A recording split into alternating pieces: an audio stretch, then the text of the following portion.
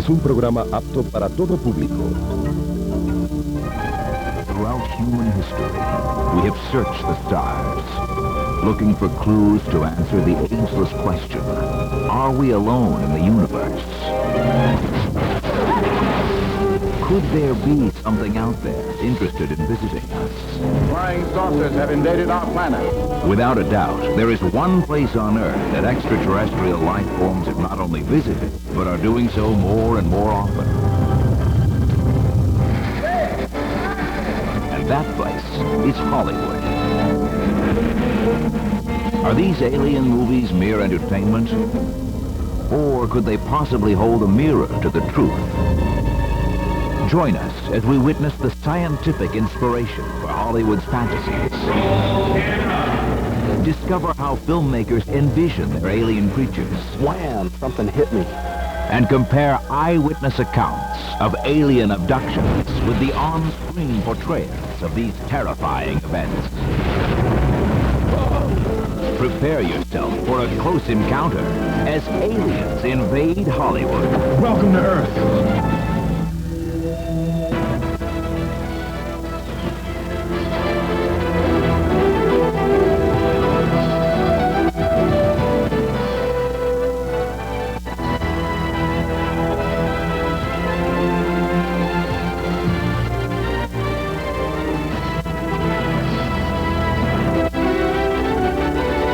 Movie Magic presents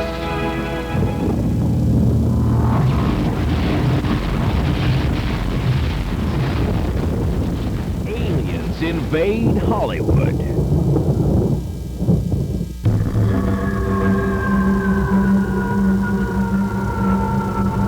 I used to go up reading all, the UFO sightings and this, that, and the other thing.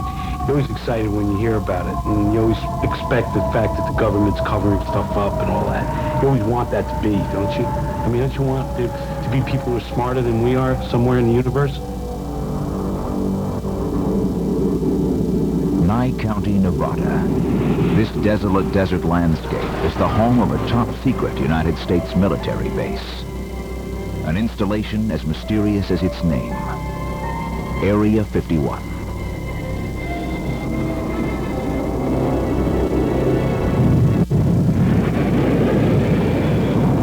We now know that the U.S. Air Force tested the F-117 stealth fighter and other super-secret aircraft right here. But many believe something far more phenomenal has been spotted in these skies. They allege the U.S. government is using Area 51 to rebuild and fly a crashed alien spaceship. Just ask the people who live near the base. Well, my feeling on a lot of it, that it's craft that our government is working together with alien beings on them. So whether they're actually craft ships that have come here, ships that have just come, some we've redone, or our own technology that we've learned from the beings and we're back engineering is a good probability. Whatever is happening here is shrouded in secrecy. Travel is forbidden on all roads leading to the installation. Cameras capture movement of any who dare approach the site. These photographs of the base are the closest any civilian has come to documenting what is going on inside Area 51.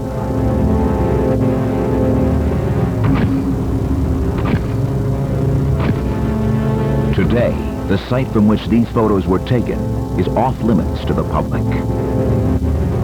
Trespassers risk death. But that didn't stop Hollywood. President, welcome to Area 51. In the science fiction blockbuster Independence Day, movie audiences see what the planet's most mysterious bunker might look like. Let's see it. Independence Day was the first Hollywood feature to present Area 51. The film's co-writer and producer, Dean Devlin, believes this is a key to its success. There's a certain type of mythology about UFOs that people already know. I mean, in our film, as soon as we mention Area 51, a good half of the audience already knows what it is before we even explain it. Anyone who wants to do science fiction today, they have to build on what's been done in the past. So what you try to do is build on pre-existing mythology and then take it one step further. Cut. For one of Area 51's surprises, director Roland Emmerich used a 60-foot tall mock-up of a captured alien craft.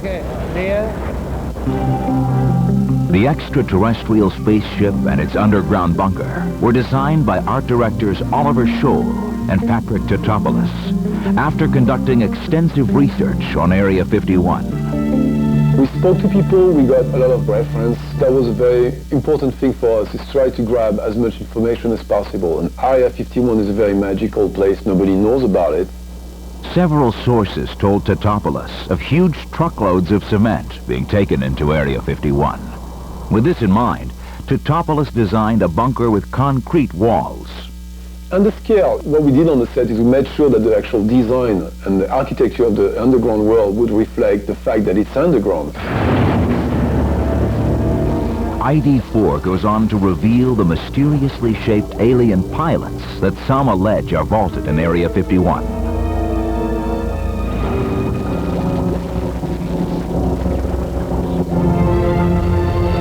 Other movies have also lifted the veil of conspiracy that follows extraterrestrial creatures. In Steven Spielberg's Close Encounters of the Third Kind, a group of scientists and government operatives secretly rendezvous with a massive spaceship at Devil's Tower, Wyoming. Could these movie fantasies be shedding light on the truth? Is our government covering up the evidence of extraterrestrials? The evidence is overwhelming that planet Earth is being visited by intelligently controlled extraterrestrial spacecraft. In other words, some, underline the some 18 times, some UFOs are alien spacecraft. Most are not. I don't care about that.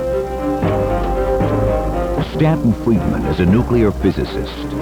In the 1950s and 60s, he worked on highly classified U.S. government projects to develop nuclear-powered aircraft. At the same time, he privately began research on UFO sightings. After years of tracking top-secret documents, he is certain that our government is withholding evidence of extraterrestrial visitors. The subject of flying saucers represents a kind of cosmic Watergate, meaning some few people within governments have known since 1947 that aliens are visiting. UFO researchers point to a series of incidents in 1947 as ground zero for the government cover-up. On July 8th of that year, the U.S. Army base at Roswell, New Mexico, reported finding a flying saucer. At a ranch 75 miles northwest of Roswell, what apparently happened was a mid-air collision between two flying saucers. This was in the middle of a huge wave of sighting. One researcher has collected over 2,000 reports from 1947. So it was headline stuff all over the country. The Army quickly recanted. They said debris recovered at Roswell was simply a weather balloon. In 1994, Air Force investigators announced the debris was really a spy satellite. But by then, charges of a cover-up had grown to include reports of recovered alien pilots. Now I get a strange question. Where could they hide the bodies and the wreckage from Roswell and any other crashes? My goodness, if you can hide 30,000 nuclear warheads and all kinds of chemical and biological material, you can certainly hide a few bodies and a few pieces of wreckage. Also, people tend to forget that there are places in the United States, Area 51 being one, that you cannot fly over them. They'll shoot you down if you don't go away when they get up close to you. Keeping secrets is easy. In the absence of absolute facts, Hollywood has stepped in to provide possible scenarios. Protection protocol, now! In the science fiction thriller, The Arrival, a radio astronomer, played by Charlie Sheen, picks up a signal of extraterrestrial origin. Jumping ahead to phase 3, seconds towards verification. Government superiors who stop his research are, in fact, aliens intent on taking over the planet from a secret subterranean base.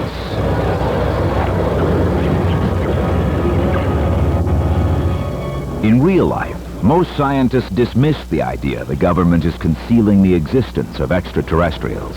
It just strikes me as an improbability on top of an improbability based on a premise that doesn't make too much sense. Namely, that the government is keeping the most interesting scientific story of the millennium from every scientist and every member of the populace. And by the way, they haven't done a very good job of it either, have they? Seth Shostak is an astronomer with SETI, the Search for Extraterrestrial Intelligence. He has spent much of his life scanning the heavens for signs of alien activity. Obviously, I think that the cosmic company is out there. I think they're there. I don't think they're here, but I think they're definitely there. And this is our best shot at finding them. That best shot is called Project Phoenix. This ambitious program is eavesdropping on the 1,000 stars closest to Earth from a 140-foot diameter radio telescope, isolated in the hills of West Virginia. Radio astronomy is just astronomy by other means, if you will. This gargantuan construction behind me is a telescope in every sense, except that it operates at radio waves. So there's a big reflector, collects the radio energy. There are numerous receivers that amplify that energy, and we study the results. A major challenge for SETI is figuring out where to aim the telescope. After all, there are more than 100 billion stars in just our galaxy alone. We, of course, don't know in which direction ET might be situated, so we have to try lots of different directions. And a couple times a day, you do have to check something out. And one of these times, that checkout procedure will last long enough to convince us that we found ET. It is just that scenario that has made SETI astronomers popular players in Hollywood's dramatizations. The SETI program is often depicted in science fiction films. Usually we're functioning as a distant early warning system for the aliens who've decided to come down to our planet and wreak havoc and destruction.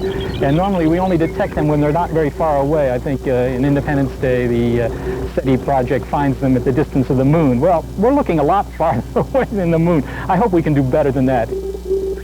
It's hard to give the SETI specialists, I call them cultists, because SETI really stands for silly effort to investigate. It's hard to give them the name science.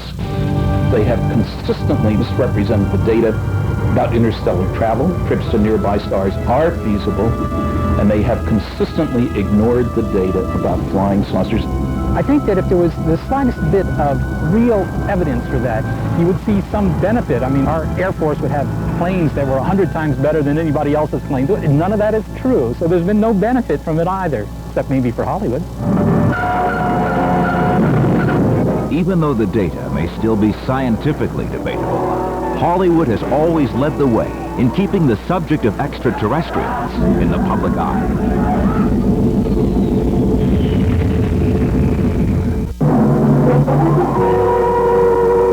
I mean, I grew up on these movies, and there was a million of them, you know, and I'd see every one, and I think it just happens in waves. I also think at the end of the millennium, it's just people kind of go kind of crazy and nutty and get all like everything is, you know. Movies have always told stories of extraterrestrials. In 1902, pioneering French filmmaker Georges Méliès amazed audiences with his depiction of space travel in A Trip to the Moon. Méliès's Earthling explorers were taken prisoner by a strange race of crustacean-headed creatures called the Selenites. But the Selenites have a fatal weakness. They explode when they are struck. The early astronauts make their escape using their umbrellas as weapons. There was a very naive quality to what aliens would look like, how they behave, what their relationship was with humans. Generally, prior to World War II, aliens were fairly simplistic, almost comical, not taken very seriously by either the filmmakers or the audiences. Robert Skotak is a Hollywood visual effects supervisor and an Academy Award winner for his spectacular miniatures in the science fiction classics Aliens and Terminator 2: Judgment Day.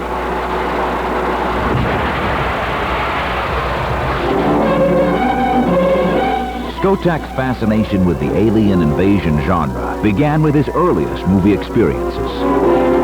This could be the beginning of the end for the human race. But when I saw The War of the Worlds, it had a tremendous impact. It was a very impressive film. I was 5 years old at the time, and it inspired a tremendous hunger to see more of this type of impressive special effects. Is there nothing that can stop the Martian death machine? Tanks, bombs, they're like toys against them. In 1953, this classic H.G. Wells story of invading Martians was adapted by legendary filmmaker George Pal. The movie raised the standards of special effects and fueled Hollywood's interest in portraying extraterrestrials.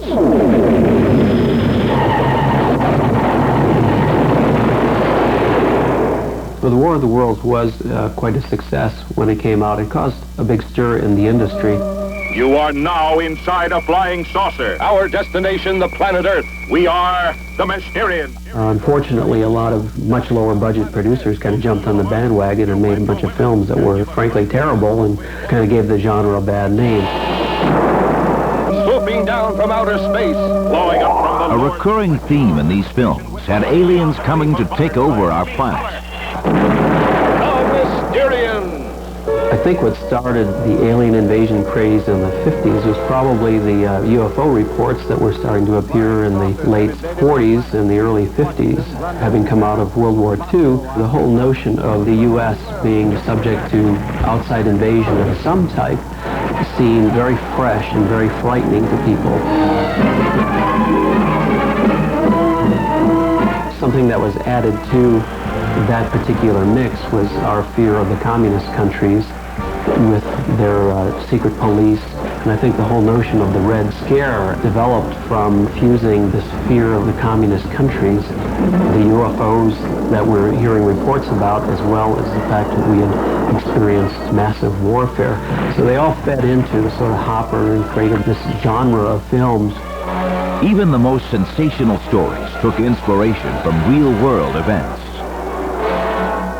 The 1954 film, This Island Earth, based the design of its spaceship on photographs of a UFO taken by a Brazilian photojournalist. If you look at the production drawings, they're actually very close to the photographs that were taken in Brazil. So that's a case of Hollywood going off of what seemed to be a very valid sighting at the time. Around the same time, Air Force engineers began testing experimental craft that bore a striking resemblance to movie images of alien spaceships. Air Force interest in this vehicle began in 1955. These experimental aircraft were not necessarily proof the government was using alien technology, but these images helped fuel the idea that the entire truth regarding flying saucers was not being revealed.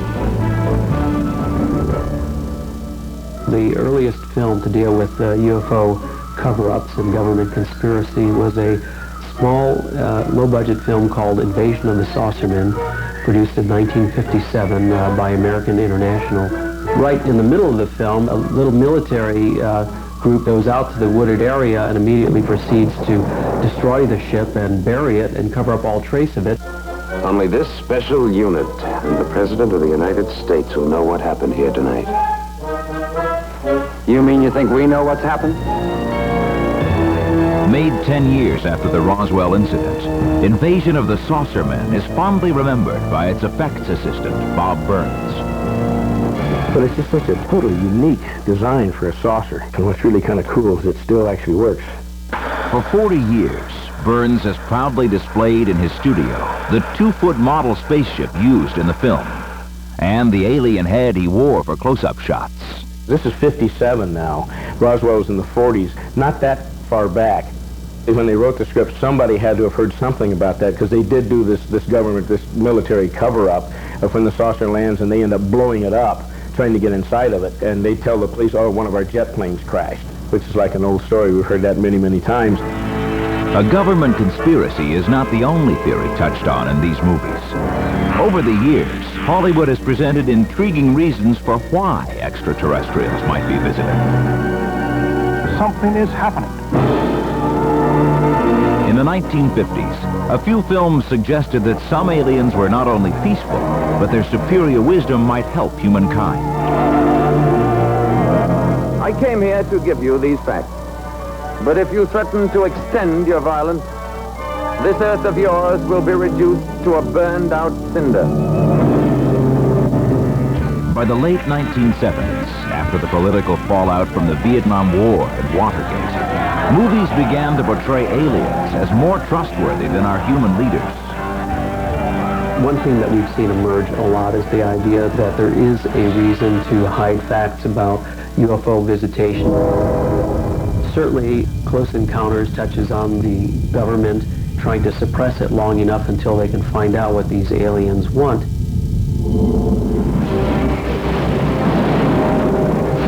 Hollywood's shifting attitudes towards otherworldly species can clearly be seen in the influential Star Trek saga. Perhaps today is a good day to die. Prepare for running speed! In the old Star Trek, the Klingons were definitely the enemy, and now we've seen a change where Klingons are now working with human beings. This intergalactic détente was a welcome development for Worf's human counterpart, Michael Dorn. Worf, from the very beginning, started out to be egotistical about his own race. And then he discovered that they weren't all they were cracked up to be. And he always knew that he was better than humans, but there are some parts of human beings that are worth hanging on to. Who are you? I am the Borg. Released at the approach of a new millennium, Star Trek First Contact presents the once human-like, now biomechanical, Borgs as its most sinister villain. The Borg have a collective consciousness. I'm endeavoring to become more human. Human. We used to be exactly like them. Flawed, weak, organic. But we evolved to include the synthetic. The power of these fantastic stories shouldn't be dismissed, according to no less an authority than Star Trek's Captain Picard. Star Trek is epic in scale. It's mythological. It's deeply serious and deeply entertaining. It puts out a strong affirmative message about humankind. Prepare to evacuate the Enterprise. Star Trek was very thoughtful in terms of how societies at different levels of development interact with each other. If we should ever meet extraterrestrials, how would they treat us? If we're to judge other species by human history, the answer may not be comforting. If you look at civilizations like those that existed here in the Americas or in the South Sea Islands, when they were first visited by other civilizations, namely Europeans, it didn't usually work out too well for them. It is indeed typical that you Earth people refuse to believe in the superiority of any world but your own. Until we know how alien creatures might treat humanity, the movies will keep us guessing. I am the Borg. If they are out there, what do they look like? How Hollywood special effects wizards conceive aliens next. Invaders from Mars. We're fantastic beings of a superintelligence. Imagining what an alien species might look like is a science fiction given. Most early depictions were distinctly humanoid. They were forced, I think, because of the technology to do a kind of a basic approach that you might do that the Ziegfeld Follies or the Mardi Gras might do, which is something kind of decorative and wild and just strange. And they all had to be built around the human form. So the creatures tended to look like 2 arms, 2 legs, a head, you know, human-like.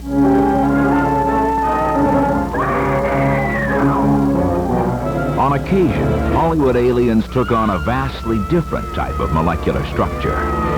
The Martians in the War of the Worlds, with their electronic eye, seemed to be a movie commentary on the big screen's new rival, television. In 1977, George Lucas revitalized the science fiction genre with Star Wars. One of its most memorable scenes took place in the cantina, an alien bar. I didn't really worry too much about how I was going to do anything when I wrote it. I knew I'd figure out a way, which is usually the way you do it when you write. But once I got finished, obviously we wanted to do a lot of creatures actually in Star Wars, and I began to look around about who would do it. You know, how would I get this accomplished? To help visualize his fictional worlds, Lucas turned to visionary artist Ralph McQuarrie. Going into outer space is an adventure.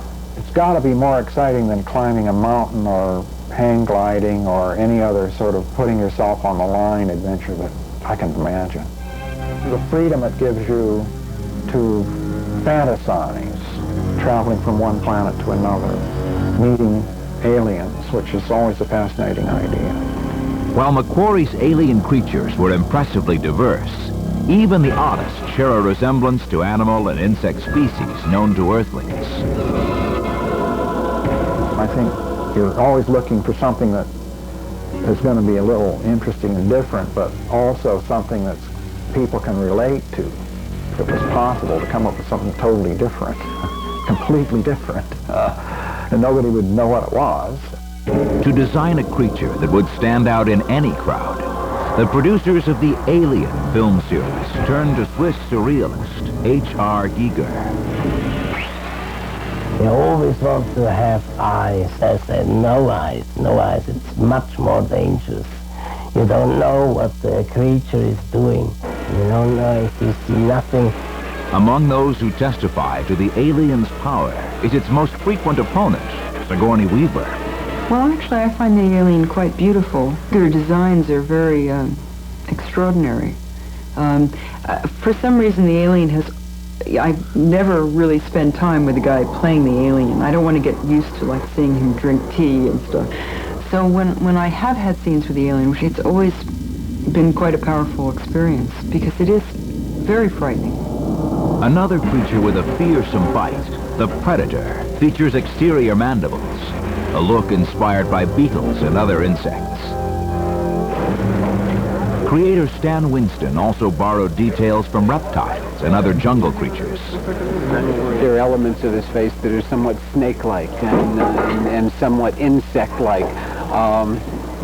Things, and with all of these things put together, all these little things that we have seen, but never quite together like this, they excite us and they go, my goodness, I've never seen that, that's really neat, and you believe it, and you go, this could be real, because it relates to something you've seen. In contrast, the fierce invaders of Independence Day were created to complement their spacecraft, according to art director Patrick Tatopoulos.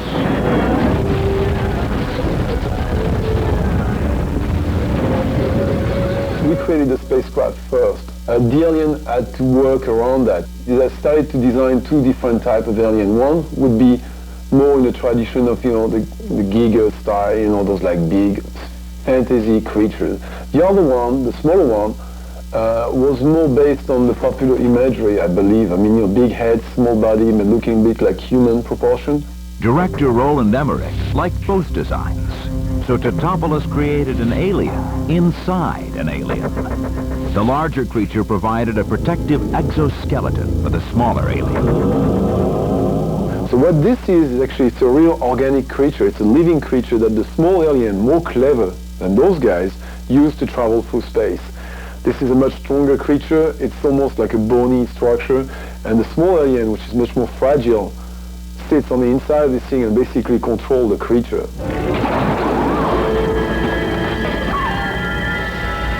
For the scene where the interior alien awakens during its own autopsy, Tatopoulos manipulated a 2-foot-tall rod puppet. Shots utilizing the puppet were filmed in front of a green screen. In this process, the green background is replaced when it's digitally combined with all of the elements of the shot.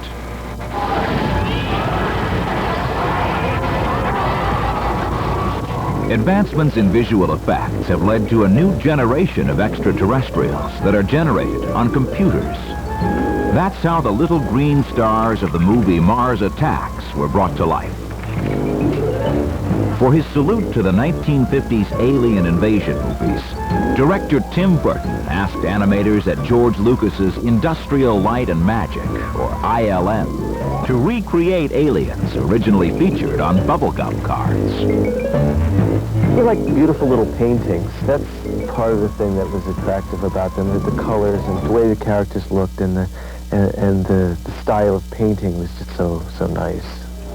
Using the cards as a springboard, art director Mark Moore designed computer-generated models for the ILM animators to follow.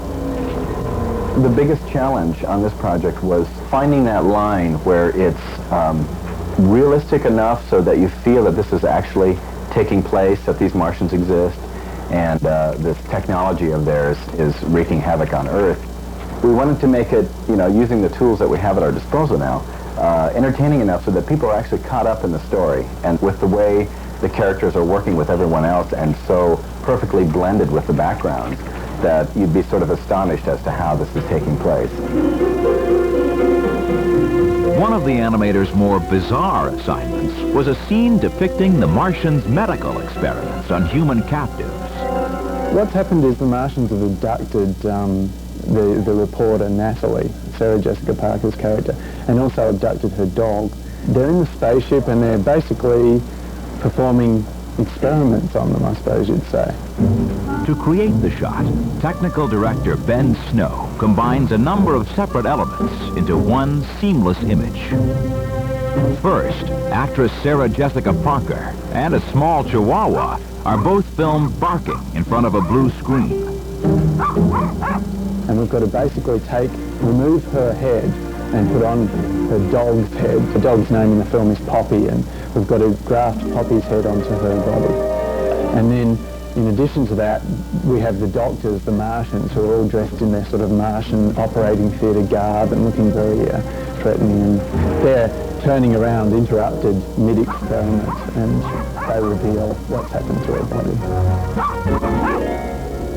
Martians have long been Hollywood's favorite invading species.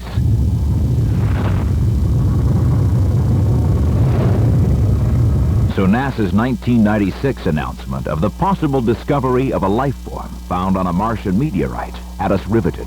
The rock contains organic compounds, organic material, which we believe comes from Mars. Fossils on the rock indicate the presence of an unknown microorganism, magnified here at 100,000 times its actual size. By this means, we've been able to look and see the first organic molecules that we believe come from Mars.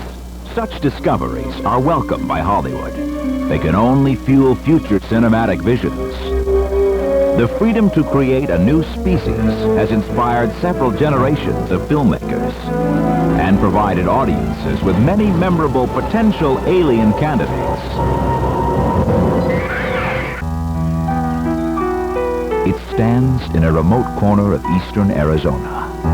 Over the years, Apache Sitgreaves National Forest has known the footsteps of Native Americans and the roar of loggers' chainsaws.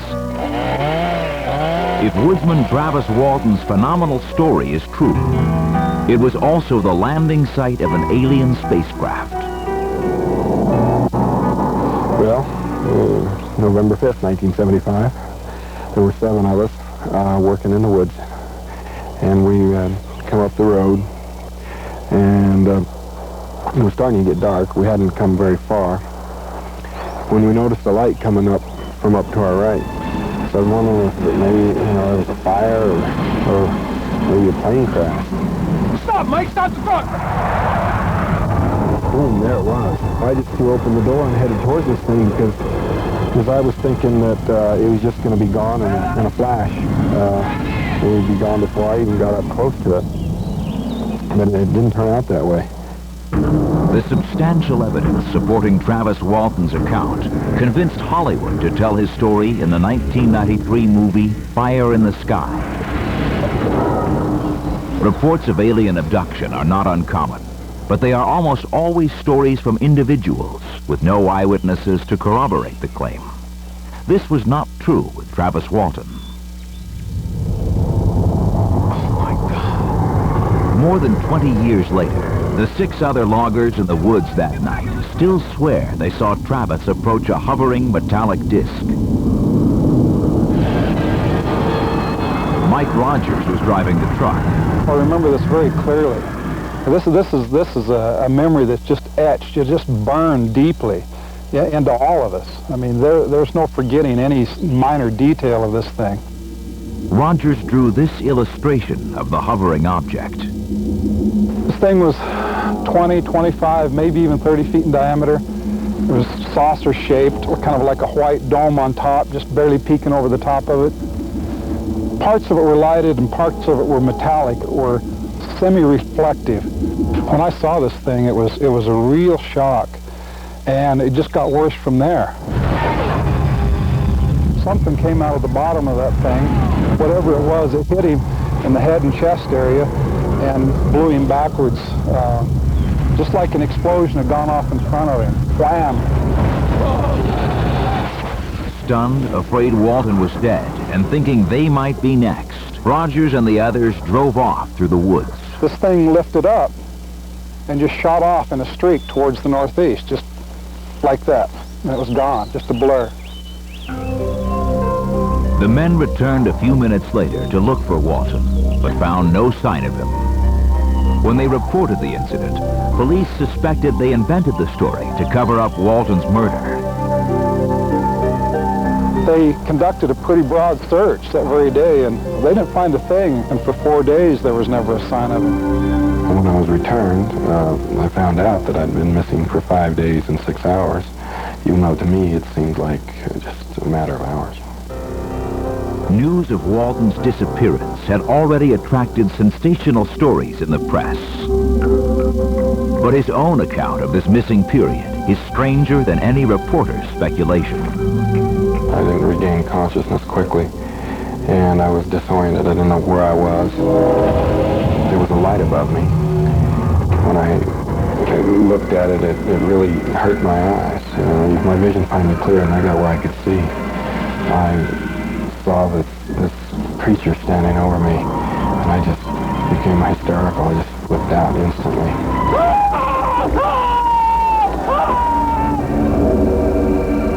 These illustrations of the alien abductors are based on Walton's recollections.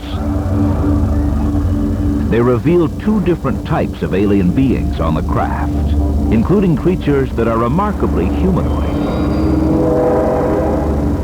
Walton's experience ended when the craft deposited him on a road running past the forest. I looked around. I was outdoors. I'd been lying beside the highway.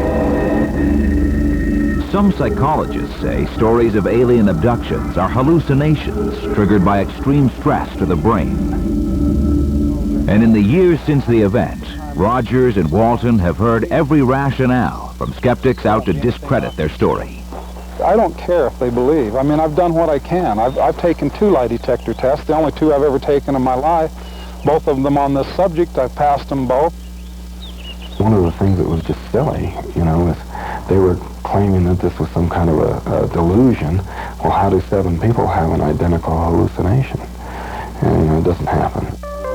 People raised on horror movies and Hollywood special effects, sometimes I get the impression they don't understand the incredible fear that I was experiencing. But to look into the face of a being of that sort is absolutely the most terrifying thing I've ever experienced in my life.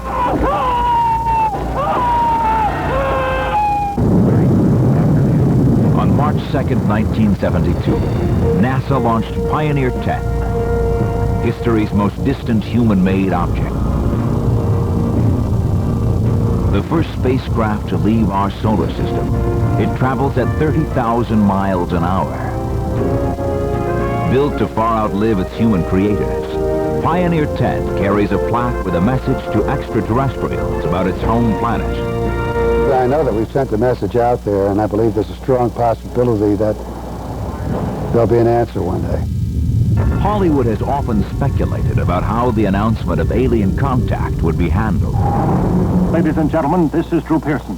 We bring you this special radio-television broadcast in order to give you the very latest information on an amazing phenomenon, the arrival of a spaceship in Washington. Typically, the news is followed by scenes of mass panic in the streets.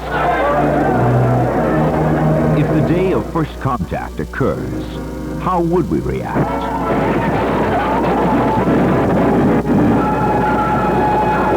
The artillery doesn't penetrate. The level of panic we experience is likely to depend on how the story is reported. According to Van Gordon Sauter, former president of the CBS Network News Division, this is not a job journalists would take lightly. This would be the most consequential, emotionally driven story in the history of what we would call the news business. Panic that sweeps around the globe as the great... If you are an inherently paranoid individual, and a certain segment of the American population is, you would be convinced that doom was around the corner, that these people were on the way here to fulfill H.G. Wells and any number of those science fiction predictors of Armageddon. It'll be big news, that's for sure. I don't think there'll be panic in the streets because I think most people in this country believe we've already heard them. I mean, there's sort of a precondition for our discovery. Are we preconditioned?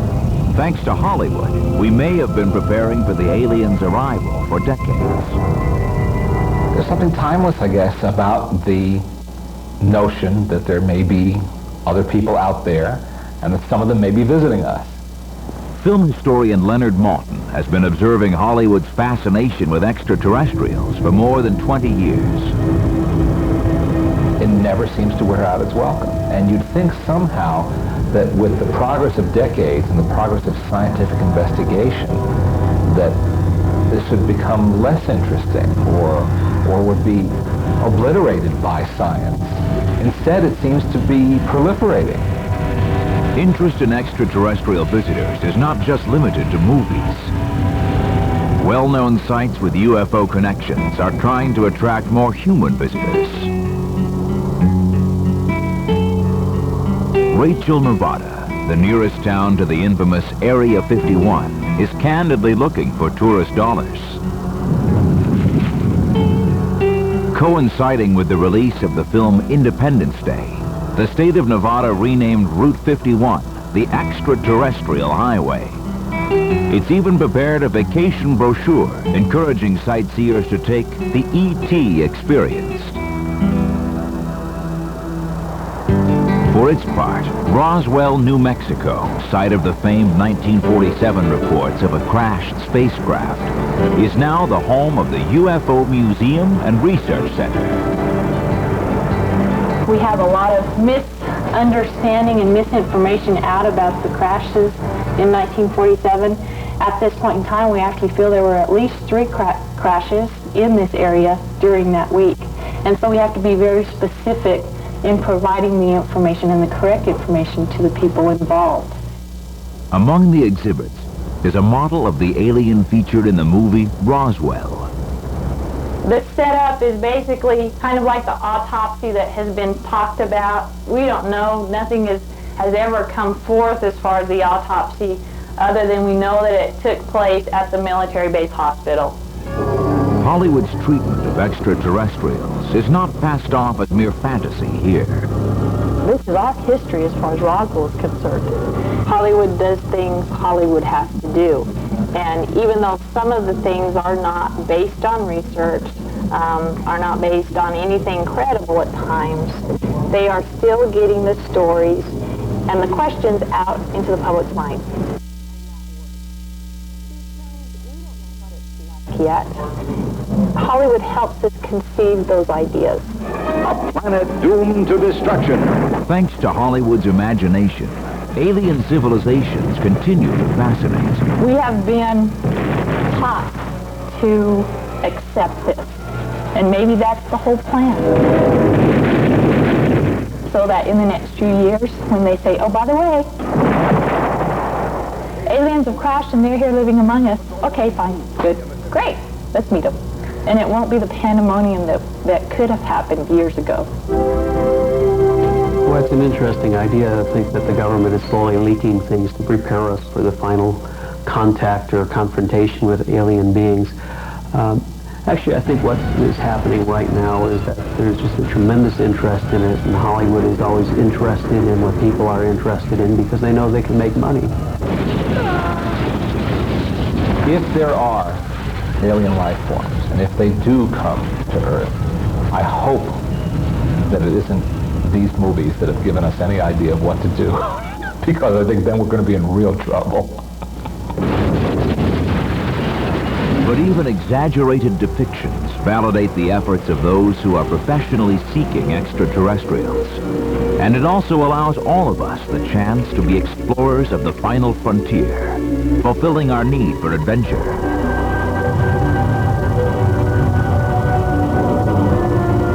have always wanted somebody outside themselves that can come in and influence their lives for the better, usually.